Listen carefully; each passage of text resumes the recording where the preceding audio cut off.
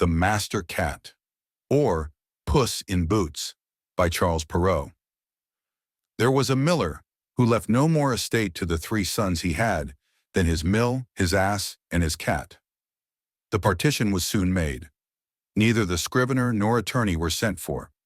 They would soon have eaten up all the poor patrimony.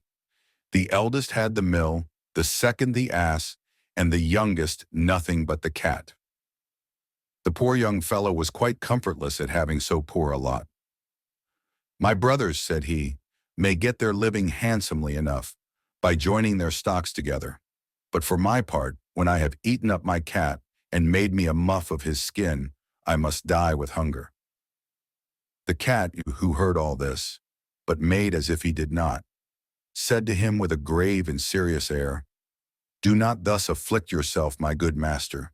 You have only to give me a bag and get a pair of boots made for me, that I may scamper through the dirt and the brambles, and you shall see that you have not so bad a portion of me as you imagine." Though the cat's master did not build very much upon what he said, he had, however, often seen him play a great many cunning tricks to catch rats and mice, as when he used to hang by the heels or hide himself in the meal and make for a second as if he were dead, so that he did not altogether despair of his affording him some help in his miserable condition. When the cat had what he asked for, he booted himself very gallantly, and putting his bag about his neck, he held the strings of it in his 2 forepaws, and went into a warren where was great abundance of rabbits. He put bran and sow thistle into his bag, and stretching himself out at length as if he had been dead, he waited for some young rabbit, not yet acquainted with the deceits of the world, to come and rummage his bag for what he had put into it. Scarce was he lain down, but he had what he wanted. A rash and foolish young rabbit jumped into his bag, and Monsieur Puss, immediately drawing close the strings, took and killed him without pity. Proud of his prey, he went with it to the palace, and asked to speak with his majesty. He was showed upstairs into the king's apartment, and making a low reverence, said to him, "I have brought you, sir, a rabbit of the warren which my noble lord the Marquis of Carabas," for that was the title which Puss was pleased to give his master, "has commanded me to present to your majesty from him." "Tell thy master," said the king, "that I thank him, and that he does me a great deal of pleasure." Another time he went and hid himself among some standing corn, holding still his bag open, and when a brace of partridges ran into it, he drew the strings, and so caught them both. He went and made a present of these to the 71 king, as he had done before of the rabbit which he took in the warren. The king in like manner received the partridges with great pleasure, and ordered him some money to drink. The cat continued for 2 or 3 months, thus to carry his majesty, from time to time, game of his master's taking. One day in particular, when he knew for certain that the king was to take the air along the riverside with his daughter, the most beautiful princess in the world, he said to his master, "If you will follow my advice, your fortune is made. You have nothing else to do, but go and wash yourself in the river. In that part I shall show you, and leave the rest to me." The Marquis of Carabas did what the cat advised him to, without knowing why or wherefore. While he was washing, the king passed by, and the cat began to cry out as loud as he could, "Help! Help! My lord Marquis of Carabas is drowning." At this noise the king put his head out of his coach window, and finding it was the cat who had so often brought him such good game, he commanded his guards to run immediately to the assistance of his lordship, the Marquis of Carabas. While they were drawing the poor marquis out of the river, the cat came up to the coach and told the king that while his master was washing, there came by some rogues who went off with his clothes, though he had cried out, "Thieves! Thieves!" several times, as loud as he could. This cunning cat had hidden them under a great stone. The king immediately commanded the officers of his wardrobe to run and fetch one of his best suits for the Lord Marquis of Carabas.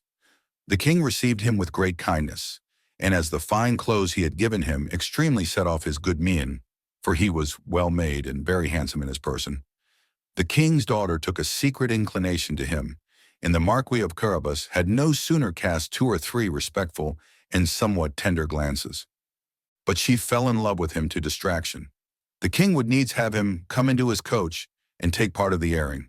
The cat, quite overjoyed to see his project begin to succeed, marched on before, and meeting with some countrymen who were mowing a meadow, he said to them, "Good people, you who are mowing, if you do not tell the king that the meadow you mow belongs to my lord Marquis of Carabas, you shall be chopped as small as mincemeat."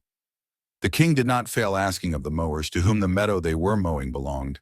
"To my lord Marquis of Carabas," answered they all together, for the cat's threats had made them terribly afraid. "Truly a fine estate," said the king to the Marquis of Carabas.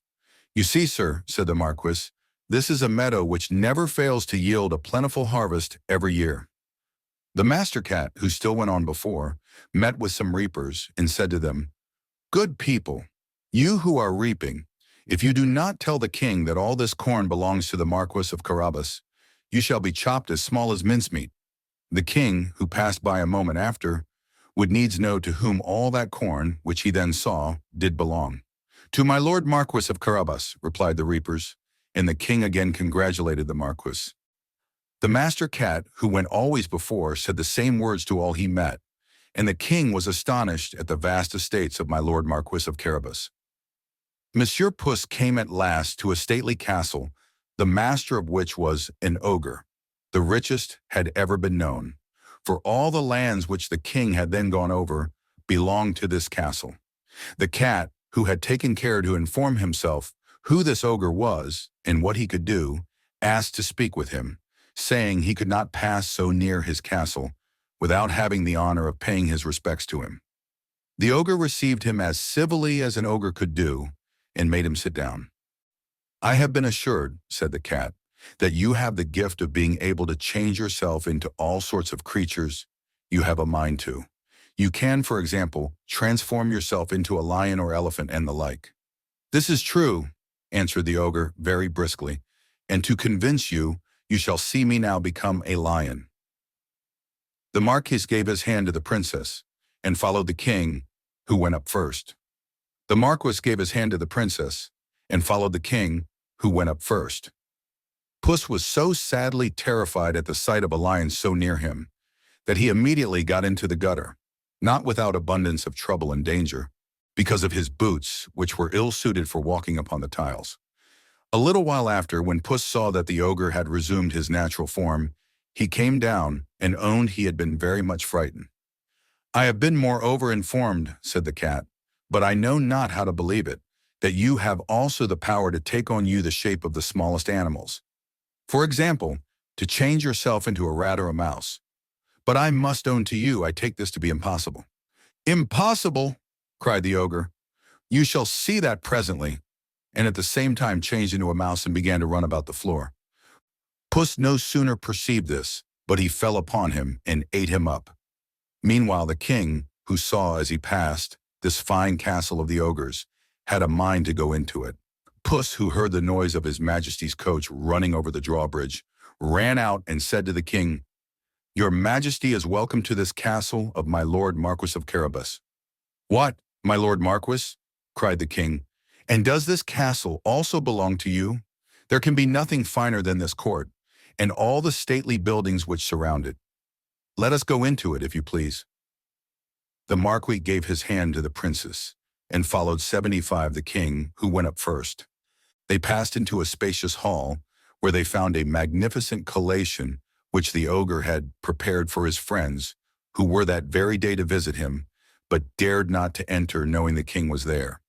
His Majesty was perfectly charmed with the good qualities of my lord Marquis of Carabas, as was his daughter, who was fallen violently in love with him, and seeing the vast estate he possessed, said to him after having drank 5 or 6 glasses, "It will be owing to yourself only, my lord Marquis, if you are not my son-in-law."